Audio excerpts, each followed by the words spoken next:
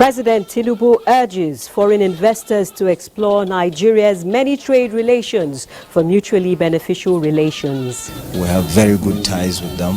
President Kagame was here during the swearing-in of President Bola Tinubu, and they've been meeting on the world stage. President of the Senate clears air about his health, says legislative functions will not be affected.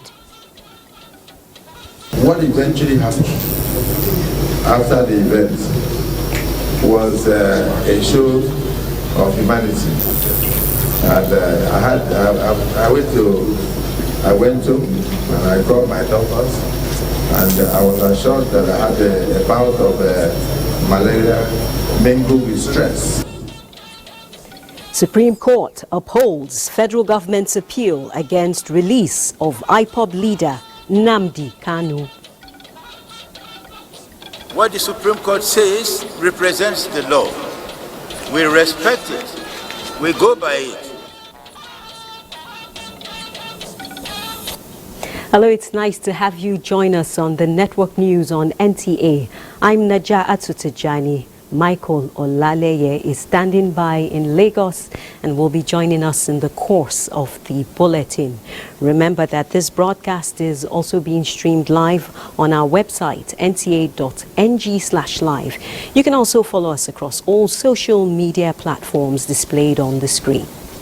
President Bola Tinubu has reassured foreign investors of easy repatriation of funds and streamlining of multiple taxes, urging interested countries to explore more areas of trade relations which will be mutually beneficial. The president pressed home his administration's commitment to healthy bilateral relations when he received new envoys from Hungary, Rwanda and Ukraine at the State House. Correspondent Musbau Danwahab reports. Christopher Bazivano is the new High Commissioner of Rwanda in Nigeria. He came into the receptive hands of President Bola Tinubu, a warm reception reminiscent of how Nigeria accepted bilateral relations with Rwanda immediately after its independence in 1962. The 61-year-old relations have been mutually beneficial with cooperations in military training, air transport, among others.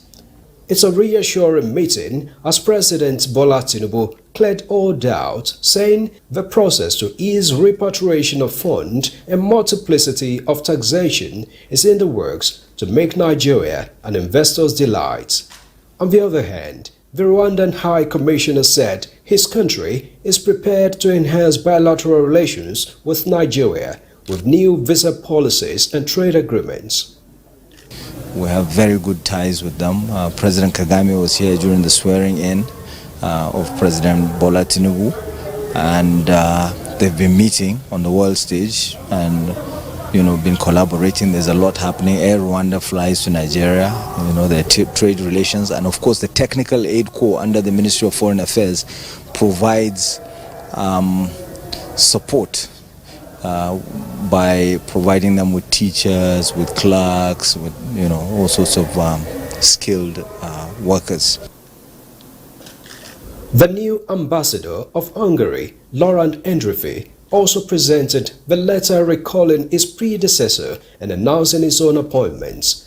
The relationship between Nigeria and the Central European country has grown since 1964, and now President Tinubu is urging the new ambassador to explore all opportunities of building partnership, especially in the areas of agriculture, security and food security, while hoping to leverage the country's experience in technology. A lot of Nigerians go to medical school in Hungary. We buy a lot of pharmaceuticals from them, and agricultural products go back and forth between us. So again, in terms of the history, there are a lot of Nigerians that went to school in Hungary, going back to the years when we had the crash course program, and even present time where you have a lot of medical students. As he received the new Ukrainian ambassador, Ivan Kolostenko, President Tinubu said Nigeria will always work for global peace and harmony. The new envoys were earlier received with a guard of honor by the Presidential Brigade of Guard.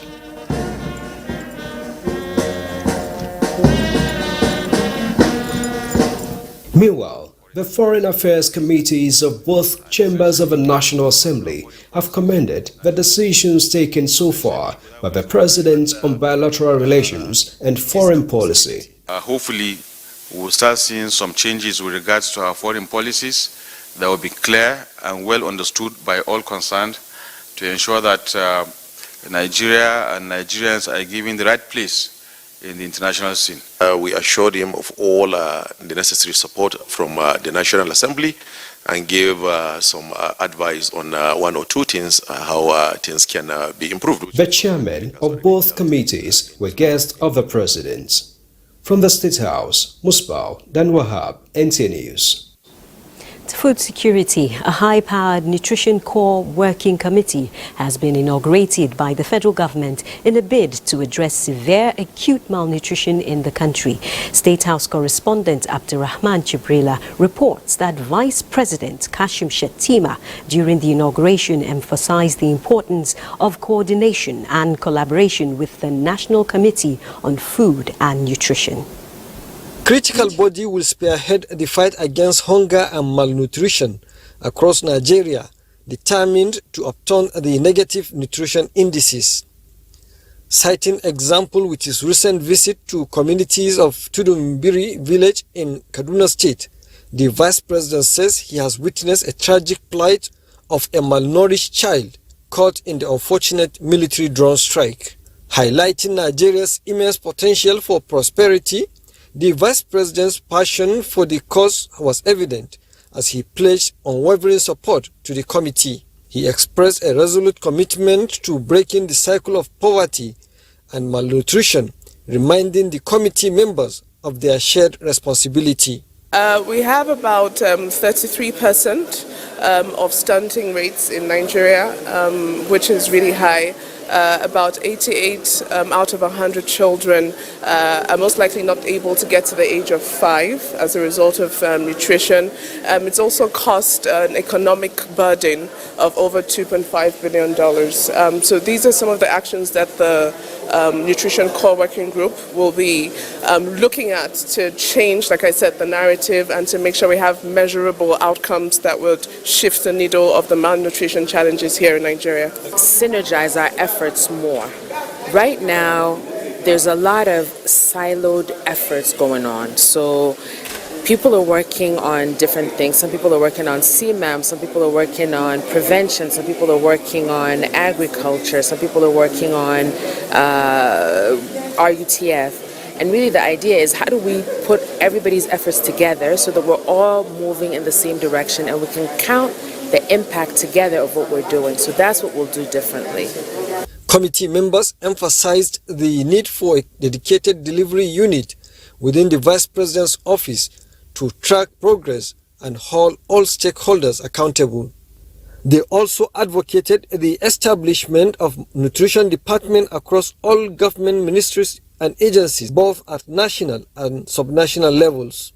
The committee's mandate extends beyond healthcare, encompassing education and the broader socio-economic impact of malnutrition. From the State House, Abdurrahman Jibrila, NTA News.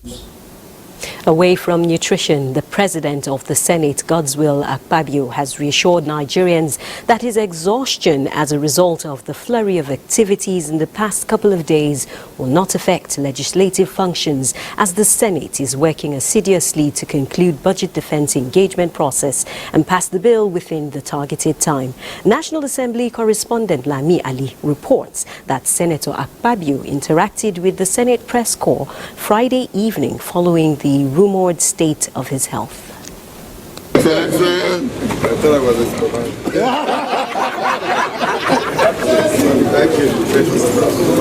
In a jovial mood, the President of the Senate, Godswill Akpabio, surrounded by his colleagues, expressed surprise on the hype over his health and thanked them for their support. What eventually happened after the event was a show of humanity, and I went to I went to and I called my doctors, and I was assured that I had a bout of malaria mingled with stress. And the stress could be described in another way, exhaustion. So anybody could be exhausted. In fact, please drink water daily so that you don't get exhausted. Senator Akpabio added that the Senate will continue the business of legislation on the adjourned dates, in particular the 2024 budget, and also attend to other executive communications. So I don't see any problem. Just reassure Nigerians that the National Assembly is intact, and we are still going on with our duty of appropriation. We'll resume plenary on the 20th, but before then I hope the committee, the various committees, including appropriation, finance, all would have finished their work to enable us to meet the target of passing the budget by the end of this month for Mr. President to append his signature. When we come back on the 20th, we have some correspondences from Mr. President, and we shall unveil the correspondences to the public. Meanwhile, the Minister of Budget and National Planning says the allocation to the National Judicial Council for 2024, which led to his summon by the Joint Committee on Judiciary, is being resolved. We have a leader, President Asiwaju Bola Ahmed Tinubu, who even before now have drawn attention to the country that to have justice, we have to focus on the welfare. He is also appreciative that though an independent arm of government, we should ensure that our judiciary is best supported. The judiciary is competing for more resources within limited resources and competing demands from other sectors. So the judiciary cannot got all what it wanted, but definitely something better will be done. From the National Assembly, Lami Ali, NTA News. And speaking of budget, the Joint Committee on Niger Delta Affairs has invited the Minister of Finance alongside the Niger Delta Affairs Minister for clarification on non-release of funds to the Ministry for execution of capital projects as appropriated in the 2023 budget. The Joint Committee took the decision after observing poor performance in the 2023 budget appraisal of the Ministry as presented by the Minister. National Assembly correspondent Isa Muhammad has details of this and the budget defense of other ministries. Other issues raised during the 2024 budget defense were oil theft, vandalism of government infrastructure, abandoned projects, recruitment process and capacity building. The Ministry of Niger Delta is an interventionist ministry. It's not one of those ministries charged with the responsibility of the core mandate of doing certain things. The country wants to have maximum and effective running of this ministry. Why don't we look at these nice days? Take 4 in Edo, put 2 in Imo, put 3 here, put 1 here, put 2 here, complete it. Meanwhile, Minister of Police Affairs Ibrahim Gaido, alongside Inspector General Police, took turns to defend the 2024 budget of the ministry. Still talking on the possibility of increasing the overhead costs and the capital expenditure. It will go a long way in helping us in achieving the renewed hope of Mr. President's agenda. May I also seize this opportunity to renew the assurances of my firm determination to continue to synergize with the two committees towards the repositioning of the Nigerian police force to attain our commonly held vision. We acknowledge that their need to improve their funding and curtail security challenges, ensure sufficient operational capabilities, and enhance the officers' welfare. We in the National Assembly will do the needful to ensure the necessary budget heads and sub-heads receive adequate sum. In the meantime, the House of Representatives Committee on Legislative Compliance, headed by Yusuf Badao, has been inaugurated. From the National Assembly, Isa Muhammad, NTA News. Meanwhile, the House of Representatives has commended President Bola Ahmed Tinubu for the bold step taken exempting tertiary education institutions from the Integrated Payroll Personnel Information System (IPPIS). The Chairman, House Committee on University Education, Abubakar Hassan Fulata, gave the commendation, describing the president as a true Democrat who listens to the yearnings and aspirations of Nigerians. Grateful to Mr. President and Commander-in-Chief, President Ahmed Bola Tinubu, who has shown that he has the interest of education at heart. He has shown that he has good intentions and a very excellent agenda for education. This singular act of removing all tertiary institutions from the vagaries of the IPPS is one of the most commendable achievements of this administration. Secondly, we also commend him for removing the obstacles to recruitment. It is unheard of. It is really unfortunate that an entire university had to seek the permission of the head of service of the Federation or Federal Character Commission or any other government agency to recruit even a messenger. It's unheard of.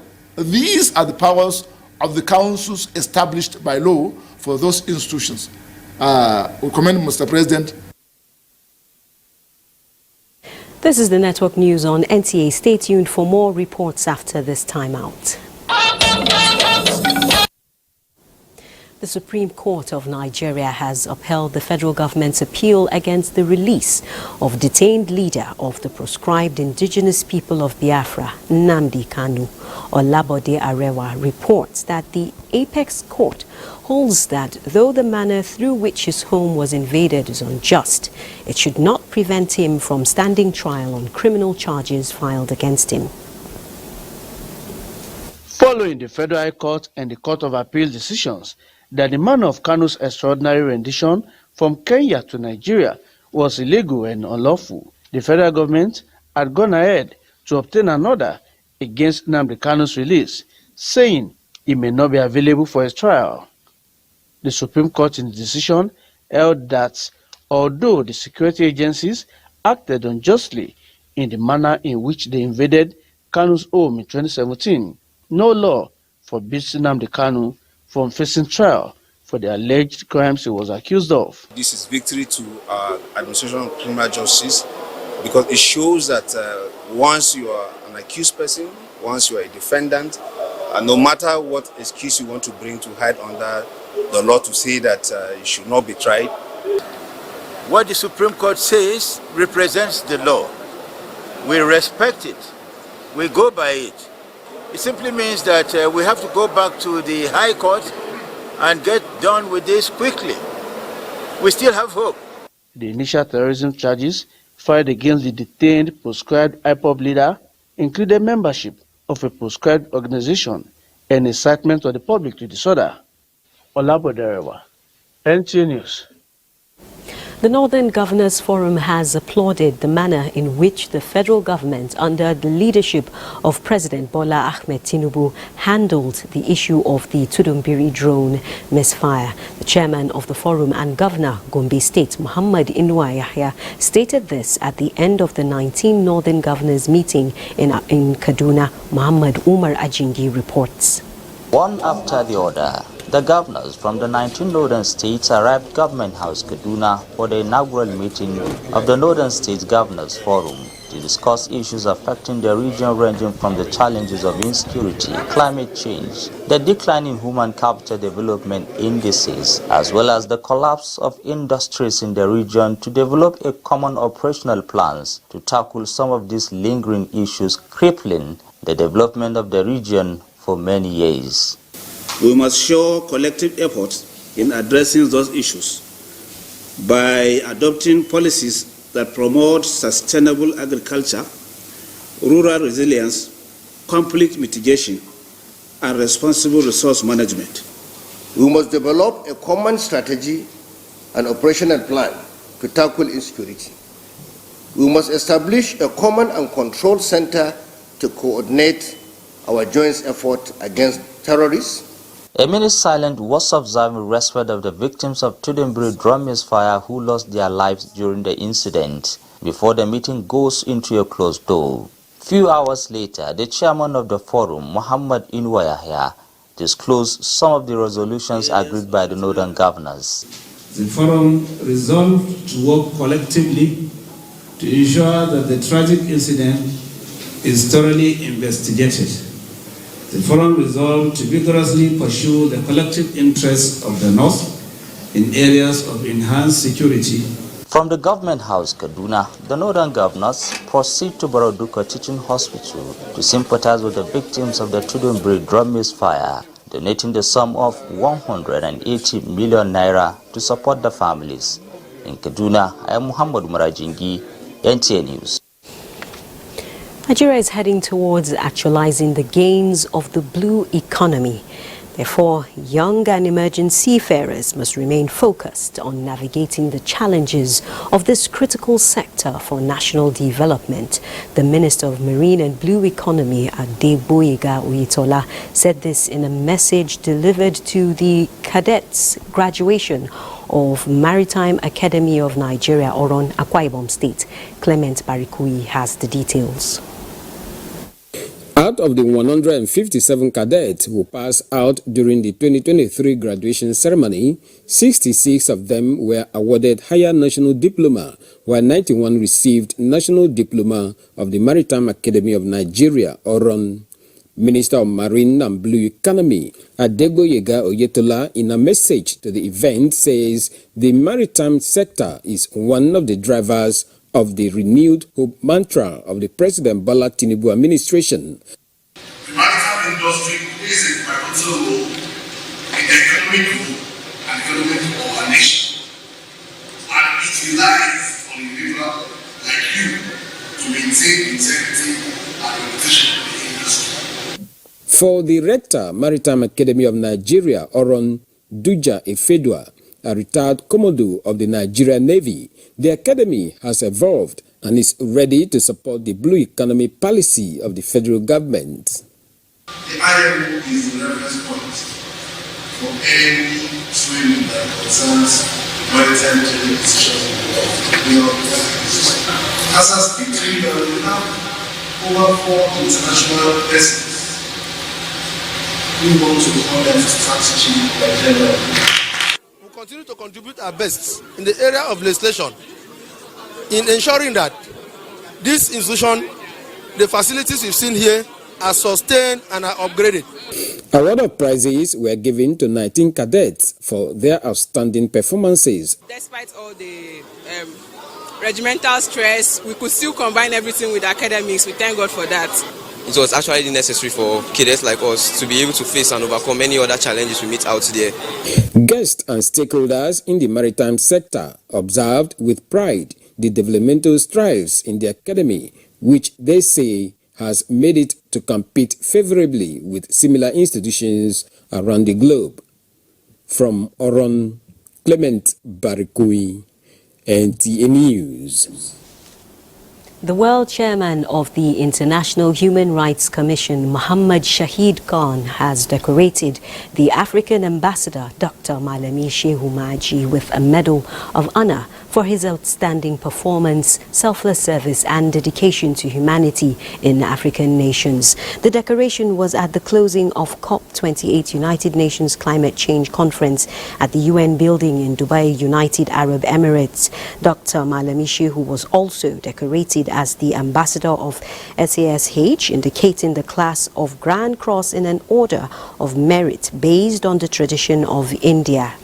Dr. Malami Shehu, a citizen of Nigeria, is now the current African ambassador at large of International Human Rights Commission, serving the whole African country.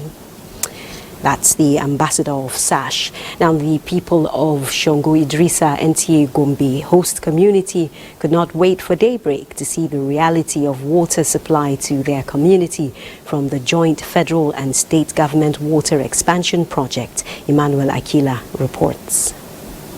While the project for the expansion and rehabilitation of the Gombe water supply continued, The people waited patiently with hope.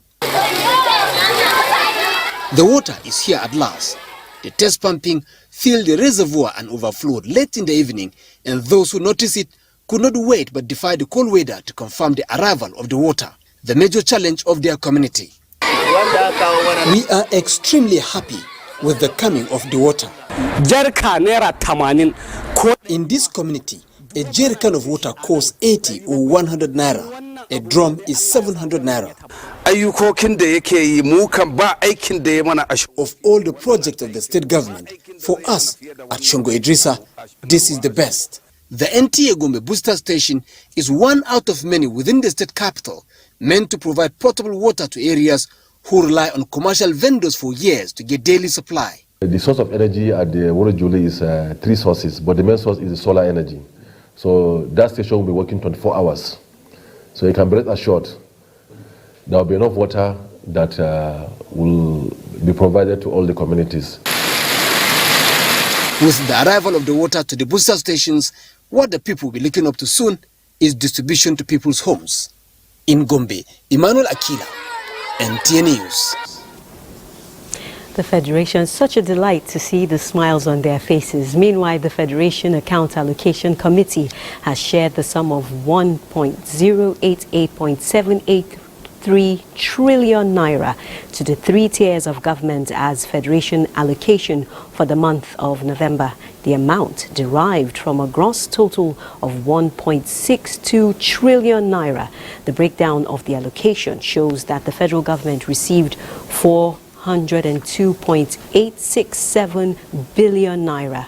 States received 351.697 billion naira, and local government councils received 258.81 billion naira, and the oil producing states received 75.41 billion naira as derivation. The communique issued by FAC at the end of its meeting revealed that the gross revenue available from the value-added tax increased to 360.455 billion naira in November from the previous month, with 10.381 billion naira given for transfers, intervention and refunds, and 14.418 billion naira allocated for cost of collection. The gross statutory revenue received for the month was 882.561 billion naira, with various taxes such as company income tax, excise duty, petroleum profit tax and value-added tax increasing. The total amount distributed was drawn from the statutory revenue, value-added tax, electronic money transfer levy and exchange difference amounting to 1.088 trillion naira. The balance in the excess crude account was $473,754, while the Minister of Finance, Wale Edun, who chaired the meeting, expressed his commitment to achieving economic growth while commending the FAC members for their support and cooperation. Meanwhile, Nigeria's inflation has surged again from 27.33% in October to 28.20% in November, indicating a worsening cost of living crisis indicating worsening cost of living across the country. Latest data just in from the National Bureau of Statistics reveals that headline inflation surged by 0.87% points in November to a new record high in almost 2 decades, showing that the headline inflation rate year-on-year basis increased in November 2023 when compared to the same month in the preceding year, November 2022. On a month-on-month basis, the headline inflation rate in November 2023 was 2.09%, which was 0.35% higher than the rate recorded in October 2023. The data shows that food and non-alcoholic beverages were the biggest contributors to the rise in inflation. And now let's join Benny for more on the Business Circle. Hello, Benny. Thank you, Najatu, and welcome to More Business.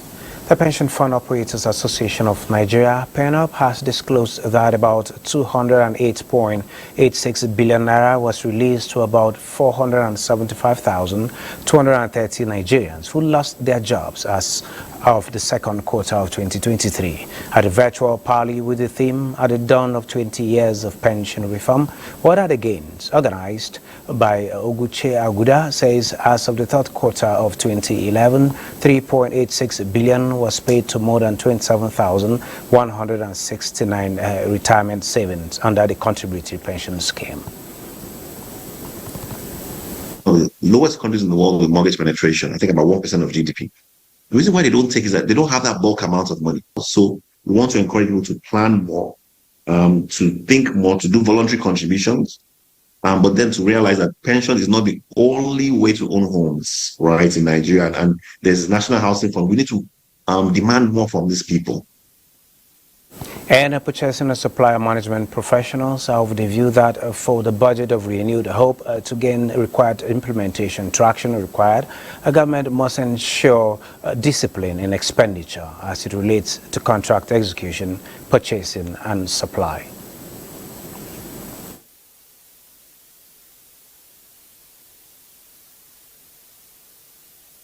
Based on the World Bank study in conjunction with the institute, it was revealed that 80 to 90% of total budget or expenditure of any organization goes into procurement, contracts, works and goods. The remaining 10% is what is struggling to this.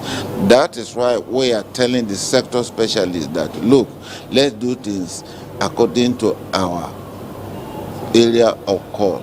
And in the course of debate that is going on, we are writing, and the civil societies are doing pretty well as well, to ensure that they add value to what we are doing in directing the government's effort, ensuring that every kobo spent must make meaning. And for it to make meaning, we have to have an elaborate plan system that is implementable. And once you are doing that, you are sure that the budget will move to give the necessary dividends of democracy that the government is out to achieve. That's exactly what we are doing. People are just putting figures. When you say you want a borehole in a place where there's water before, is that right? A look at the markets. Nigerian equities lost steam by 0.09% at the last weekday of trading. A total of 307.1 million shares in 6,016 deals, corresponding to a market value of 6.5 billion naira, were traded. Today's data shows 31% decline in volume, 9% decline in turnover, and 12% decline in deals. The current market capitalization is 39.6 trillion naira. Guarantee Trust Holding recorded the highest volume of 51.1 million traded shares, followed by Zenith Bank 24.7 million and United Bank for Africa 24.5 million. That is business news, but network news continues after this break. Don't go away. Now, just a quick one before we take this story. The sum allocated to the 3 tiers of government is 1.88 trillion naira. Now, the Nigeria Shippers Council is aligning with the federal government's drive to foster sustainable marine and blue economy through training and retraining of staff and operators. This informed a 2-day retreat aimed at empowering participants with the right knowledge while defining the council's target in line with presidential priorities, Diana Jale reports. Decades, the Nigerian Shippers Council has remained consistent in accelerating innovation, championing progress, and navigating the dynamic waters in international trade. It is for every one of us. The 2-day special management retreat with the theme, Strengthening Economic Regulation of the Marine and Blue Economy for Sustainable Development, is therefore targeted at repositioning the Council for collective and effective service delivery while prioritizing efficient economic prosperity in Nigeria. We want to achieve this in terms of driving the mandate of Mr. President. Everybody must be on board. All that we intend to achieve in a very short time is to ensure port efficiency so that we can increase the volume of trade. And also, as the regulator in that sector, we need to do many other things. Promotion of the sustainable blue economy investments, transforming ports operations, and enhanced ports infrastructure were some of the issues treated at the opening of the 2-day retreat. Part of the challenges we believe is the regulatory agency that is to make sure that this happens is not doing its own the way it should. So we're trying to enhance and empower it by legislation to have the legal backing to make sure that whatever the framework is set there, the regulator enforces it and make sure that everything is done according to the framework that is established to run the maritime sector. The Nigerian Shippers Council believes the knowledge gained from the retreat will go a long way to enhance participants' performances while working towards greater heights in the maritime industry in Nigeria. In Lagos, Diana Ajale, NTA News. The first phase of the Port Harcourt refinery is set for inauguration on the 21st of December 2023 as the government works to surpass the current 1.4 million barrels production per day, ramping up production quota to more than 2 million barrels by 2024. That's per day. The Minister of State, Petroleum Resources, Oil, Heineken Lopobiri, stated this during the Independent Petroleum Producers Group 2023 annual dinner held in Lagos. Amaka Owo was there for NTA News. The success of the oil and gas sector is critical for the economy to thrive. The leadership of the Independent Petroleum Producers Group and her members are at the forefront in collaborating with the government in increasing access and strengthening energy security. Attracting the level of investment required to fully optimize our production base will require us to focus on some key priorities. Some of these include amending critical aspects of the PIA to strengthen the regulatory framework and competitiveness of the fiscal regime. President Tinubu's approval of import duty waiver, Special Advisor to the President on Energy says, is aimed at increasing the utilization and supply of gas in the domestic market. The waivers cover importation of all equipment related to CNG and liquefied petroleum, gas, as well as machinery and equipment for utilization of gas. The Lagos State Governor, Babajide Sanwo-Olu, appreciates the contributions of the Independent Petroleum Producers Group. You, as leaders in that industry, make the right investment. In addition to bridging the gap in energy mix and the removal of bottlenecks and inconsistent policies hindering growth, Minister of State for Petroleum also says establishment of African Energy Bank is vital. What we're doing is to address security challenges, which is the key one. What we're also doing is to see how we can, do some investment on our pipelines. In the past, because of lack of security, companies were even unable to go and replace some of the critical pipelines. Today, they have an opportunity of going to, replace anywhere we have, challenges. The Independent Petroleum Producers Group was established in 2015 as an indigenous exploration and production company, and it currently has 28 members. In Lagos, Amaka O, NTA News. Call him a unifier and you won't be wrong as family, friends and well-wishers from all walks of life celebrate a man of reason, tact and goodwill. Bisi Olatilo, Nigeria's quintessential multilingual broadcaster. The occasion in Abuja commemorates his ascension to the 7th floor and the launch of his memoir, The Art of High Society. Zenret Dingmun reports. Memories of his broadcast years, the pains and gains came to play alongside tributes and testimonies of his versatility. It's a lesson you people should learn from.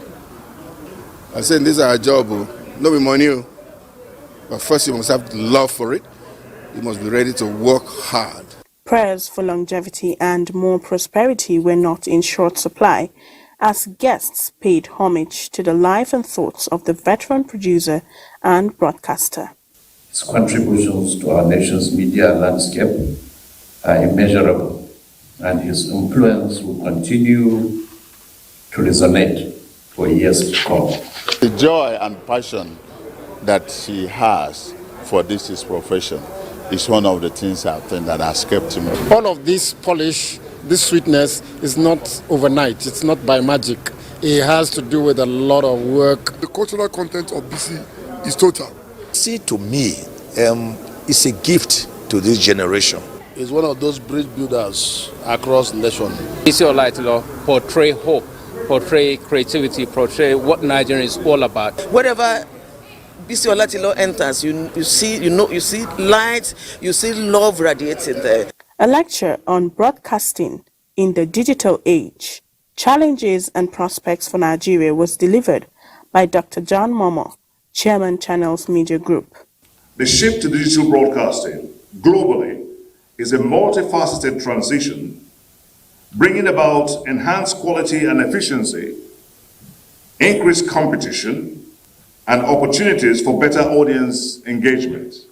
Today, he is seen as a language icon that future generations can take a cue from to foster unity and national cohesion. In Abuja, Zenred Dingmun, NTA News. I'm looking forward to reading that memoir. Stay tuned for more after this time out.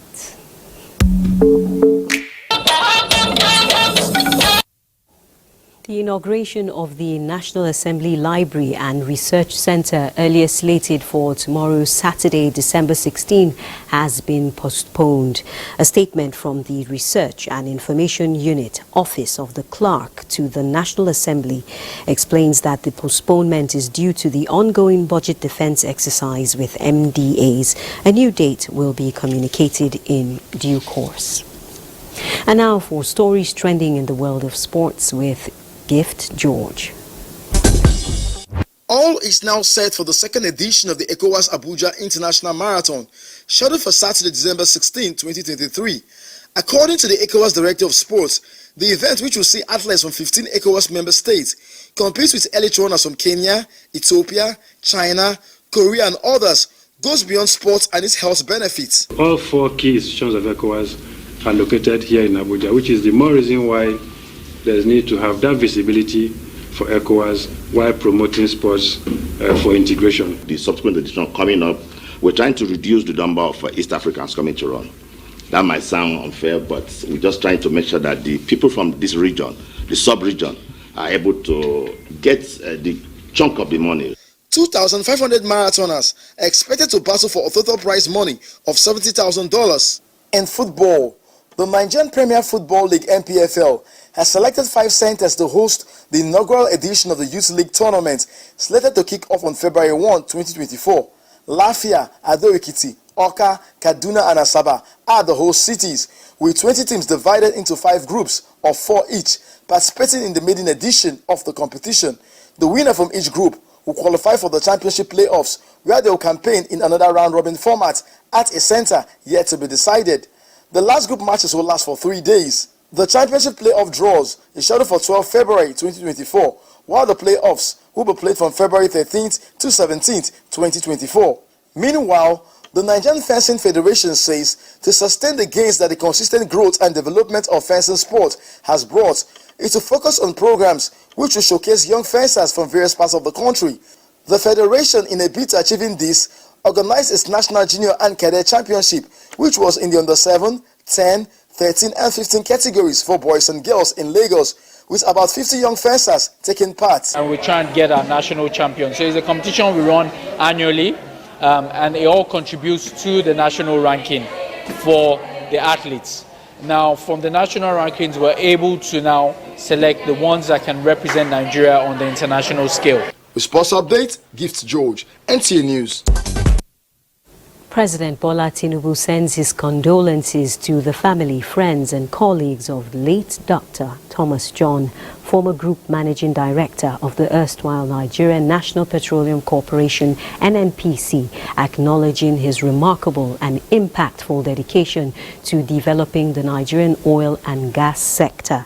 President Tinubu prays for the repose of his soul and divine comfort for those who mourn. Similarly, President Bola Tinubu sympathizes with the Ezefe family, the people and government of Anambra State on the passing of Chief Chukwuemeka Ezefe, former governor of the state. Chief Ezefe Okwadike of Igbo was governor of Anambra from 1992 to 1993. President Tinubu extols the towering influence of the former Federal Permanent Secretary in Nigeria's political landscape, as well as leadership credentials, describing his passing as a painful loss. While praying for the repose of his soul, the president encourages his loved ones to take solace in his indelible legacy. Finally, the Deputy Speaker of the House of Representatives, Benjamin Kalu, also mourns the passing of former Governor of Anambra State, Chukwuemeka Ezefi. Kalu expresses sadness over his demise, saying he was a strong voice in the socio-political arena in Nigeria while he was alive, noting that late Ezefi was vocal on issues of peace and unity among the Igbo people in the southeast. Commiserating with the late Ezefi's family, political associates and friends, the Deputy Speaker prays for the repose of his soul. That concludes the network news on NTA. Thanks for staying tuned.